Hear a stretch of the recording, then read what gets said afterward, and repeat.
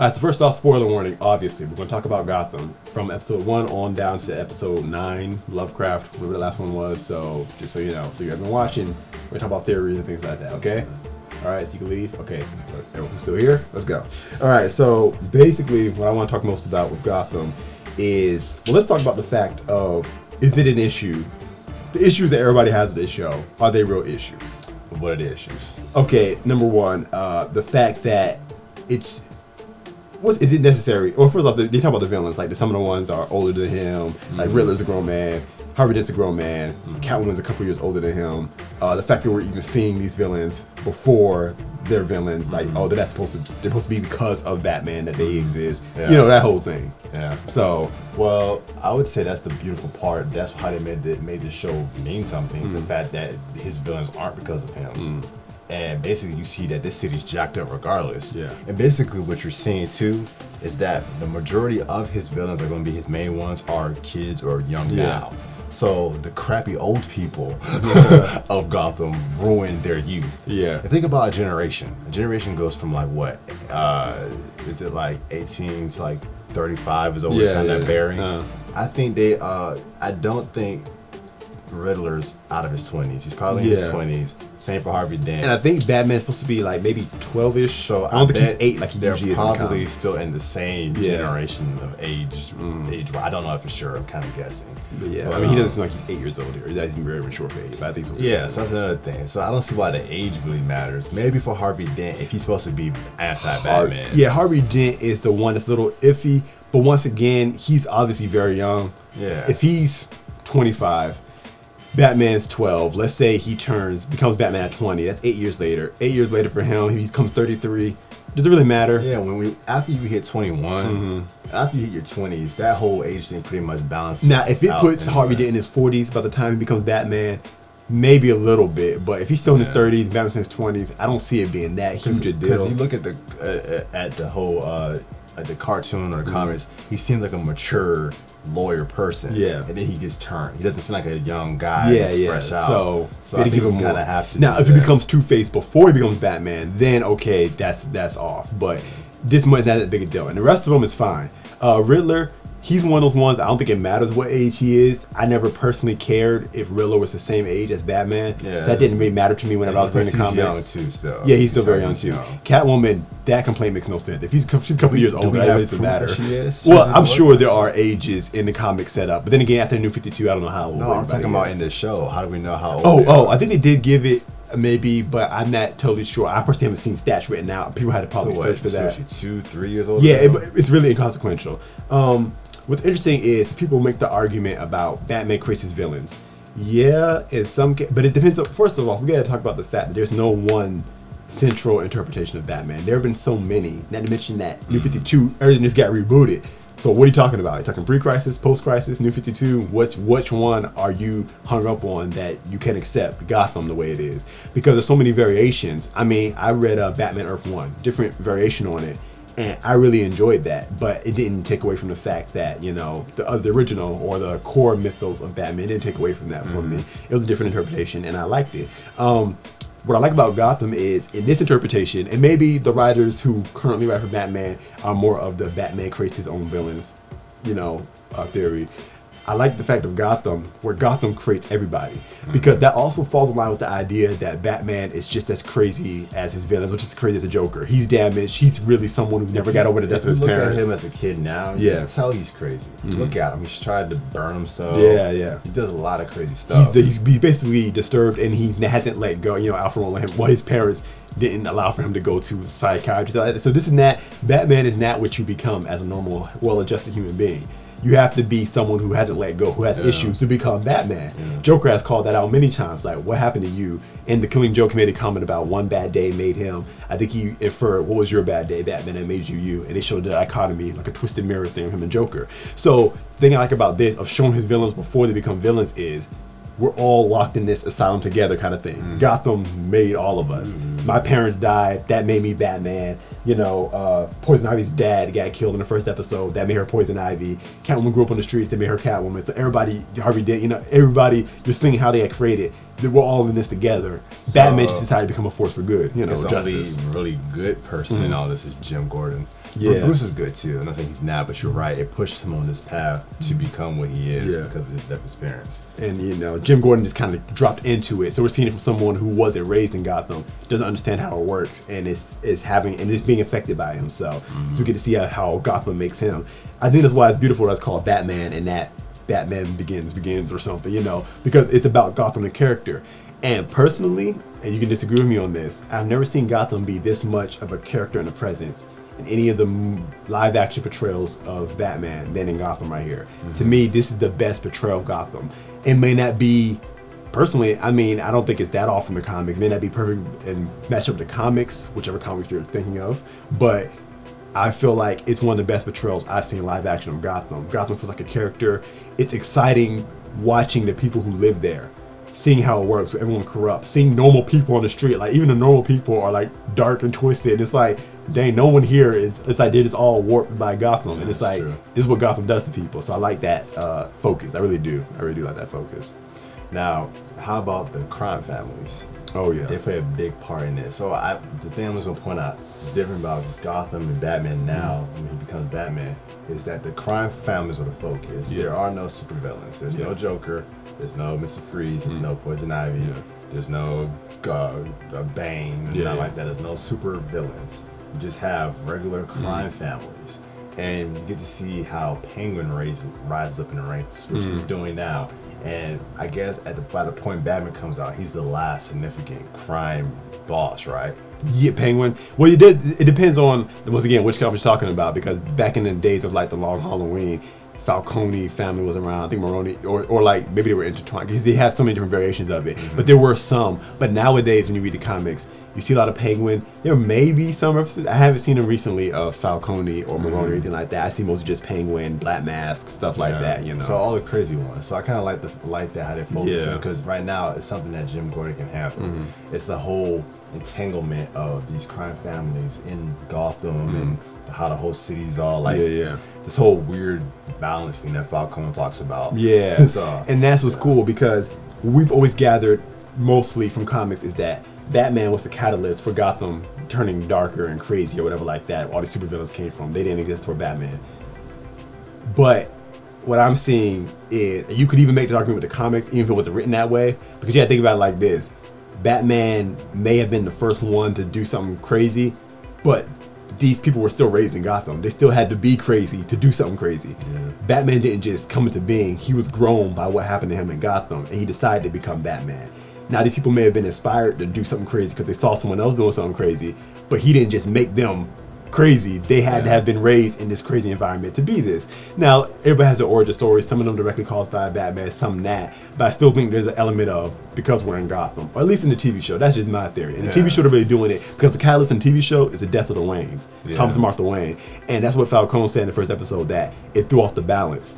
And then they made a reference a couple episodes in, they made a reference that about the fact when that balloon dude was putting people in the air, they're like, what happened to the city? Where all these freaks coming from? So it's like the death of the Waynes threw off the balance, and now craziness is starting to rise up, you know? So it's starting earlier than with Batman showing up. And I like it because I don't mind the argument that Batman creates a villain. That's a very cool philosophical argument. But I like this. I kind of like, I don't know, personally, I like this version better where Gotham creates it and it's caused by death of the Waynes. I like it too because it gives a better reason for Batman. It gets to a place where the police force needs Batman because they can't. That's always say Jim Gordon because I don't really consider the police force in Gotham. But so Jim Gordon is working now. He gets regular stuff.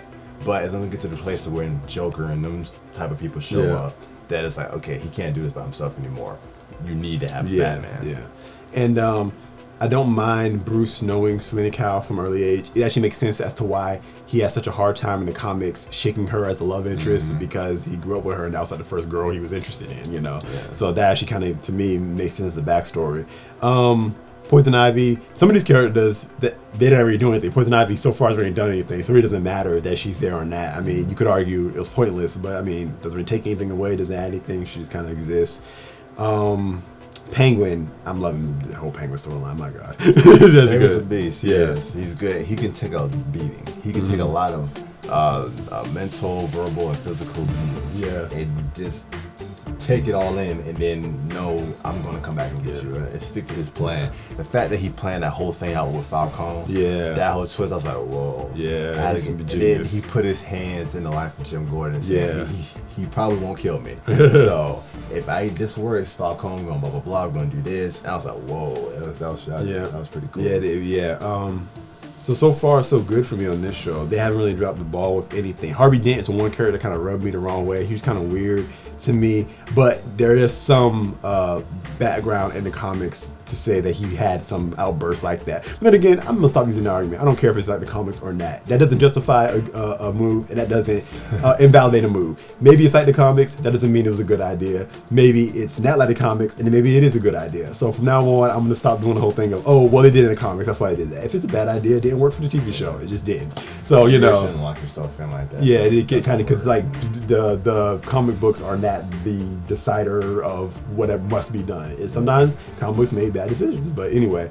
So Harvey Dent, though, not even talking about whether or not that's not the comics. His character just was kind of strange to me right now. I'm not really feeling him totally. Could just be the actor. Yeah, it could just be the actor. But anyway, I mean, he hasn't like this. Well, he actually did cause a big issue. This past episode almost got Bruce and Selena killed and everything. Any theories as to who the murderers of the Waynes are? I don't know at this point. I've got some thoughts on Ra's al Ghul, some thoughts on Court of Owls, some thoughts on the Spider Council, Council Spiders. So far, it doesn't seem like any of the crime families did it. Because they're all fucking like, oh, because Jim thought it was Falcone at first, but Falcone was like, they kept the balance. He still seemed to be focused on that. But it seems like this is bigger than, because that dude Lovecraft was like, this is bigger than and stuff. And that assassin, the reason I'm thinking League of Assassins only because of the assassin girl, the way she was dressed and the way she was acting. It made me think, okay, League of Assassins. And it's not unbelievable to think that they could be active now because this one harkens back to Christopher Nolan and Batman Begins. My dad actually was one to come with this idea, and I was like, well, that's a good theory because he watched the show with us too. But the fact that they tried to take down Gotham in the movie, with the economic depression, that's kind of what led to the Waynes getting killed because of economic depression. In the show? No, I don't think they mentioned. Well, they might have. I don't know. But anyway, so since the League of Shadows in the movie Batman Begins tried it before Batman ever was Batman, he was just a kid, and they have been around for a long time anyway before there ever was a Batman. It's not unreasonable to think that League of Assassins could be responsible for this. I don't know if they would do that only because we got the same thing going on with Arrow. But DC doesn't seem to care. They're just like throwing stuff at it. I mean, it's two different shows anyway. Yeah, so I mean, they're not connected. So that's why I'm like, But do they care about people getting confused about it being on two different shows? They probably don't. Because they're just throwing everything at the wall right now, whatever sticks, so. They have to. Yeah. Because if not, Marvel's going to just take everything. That's another discussion, how DC is doing. But, yes, that's pretty much how I feel about Gotham right now. I think it's a good show. I like it too. It's not like the comics, but it's not necessarily a bad thing. It's got my whole family watching, so much good. That and Flash. So yeah, Gotham, I'm enjoying it. It's a cool graphic here, Cool graphic. For sure. I say all you need is Jim Gordon and Alfred. I like this Alfred representation. I do. Alfred is I personally do. No, I mean I'm fine with it because he goes hard. Yeah, I like when people go hard. Yeah. But then I was like, man, Alfred's kind of different here. He's very rough and rough and gruff like a butler, but you see like they were more so friends and whatnot. Yeah, you probably need to be there to raise Bruce. So you can kind of see where if they don't want to go with the whole Batman wants to League of Assassins to get trained, they can have it where Alfred trains him to fight because Alfred already been teaching how to fight. And obviously Alfred just assassin people coming in, Alfred's just going to work. Yeah. Like, oh, you're an assassin, just dropping everybody like Bruce, run. You got the chick sitting there staring at him all crazy. Yeah. Bruce, run. Oh, he just starts going to work. Yeah. I'm like, what the? So I like Alfred, and it makes sense that would. Did you see where Alfred got shot? Oh, he just took it. He said, oh. I was like, he ate like, what was that, 3 bullets? Well, it was one grazed him. That's what it was. It's all blood. Yeah. So it did hit him, but he didn't. He just went. Just kept going. Then he hopped behind a tree. Like, all right. So yeah, Alfred's cool. I'm coming after you, bro. Then he went in and when he was fighting the dude inside of Fish Mooney's club. Yeah, dude, you on the ground. He said, if we asked him a question, just. Oh man! So Alfred's cool, and I feel like that's the guy that wouldn't be raising Batman.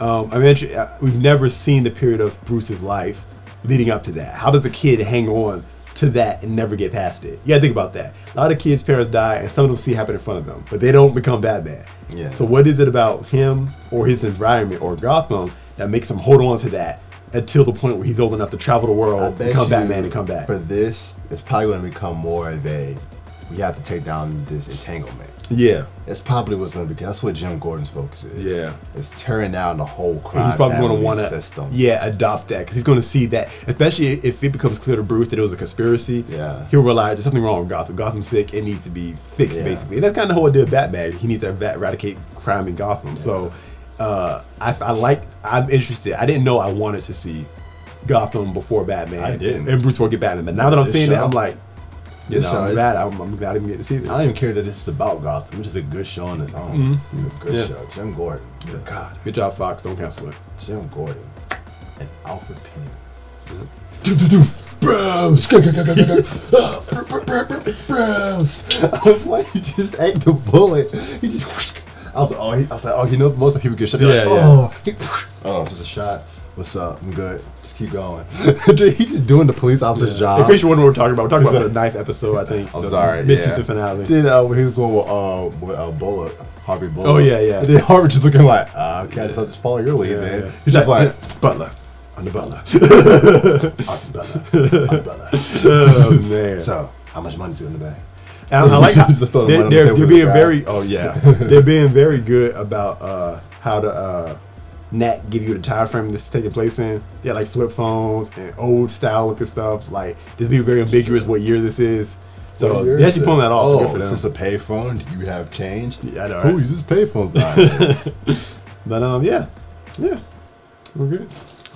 Bros! You do randomly have Cal Massey showing up at random times in the show. Say what? Cal Massey randomly showing up at random times in the show. Corey, I know. He just pops up. Yeah, do before now. Like, just randomly showing up. Hey, man. You gotta get that paycheck, man. Made that money. Earn that paycheck. All right. Well, paycheck, Cal Massey. That wraps it up for our Gotham discussion. Thanks for watching. And we'll have another one soon. Let us know what you want to talk about. There you go. Discuss a few.